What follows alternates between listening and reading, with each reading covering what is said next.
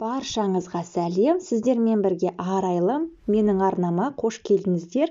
Бүгін мен сіздерге сарыөріктен, яғни абрикостан жасалған тосаптың рецептісін ұсынатын боламын.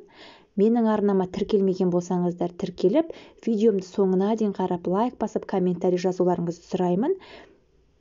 Тосаптарымыз өте дәмді әрі әдемі болып шығады.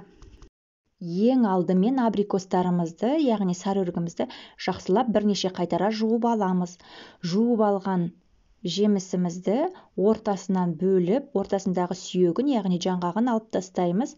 Жаңғағын бірақ лақтырмаймыз. Және де өріктерімізді кейін қасығымызға оңай іліну үшін бірнеше бөлікке бөліп кесіп алатын боламыз. Мінекей осылай кесіп алу қажет.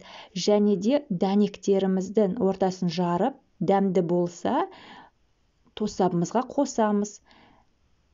Қантты да өріктеріңіздің дәміне байланысты қосуға болады. Мен 1/1 қостым, яғни 1 килограмм сарыөрікке 1 килограмм қант қостым.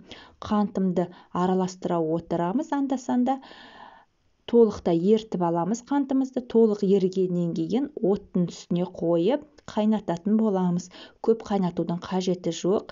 Қайнаған кездегі бетіндегі көбігін алып тастаймыз дағы. 1-2-3 минут қайнатсақ, сол бізге жеткілікті.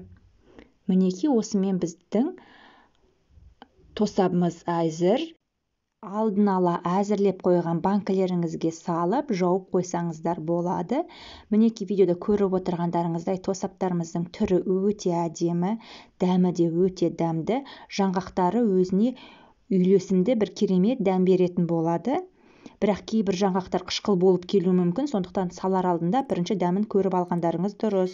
Видеомды соңына дейін қарағандарыңыз үшін көп рахмет. Ас болсын, келесі видеоларда кездескенше сау болыңыздар.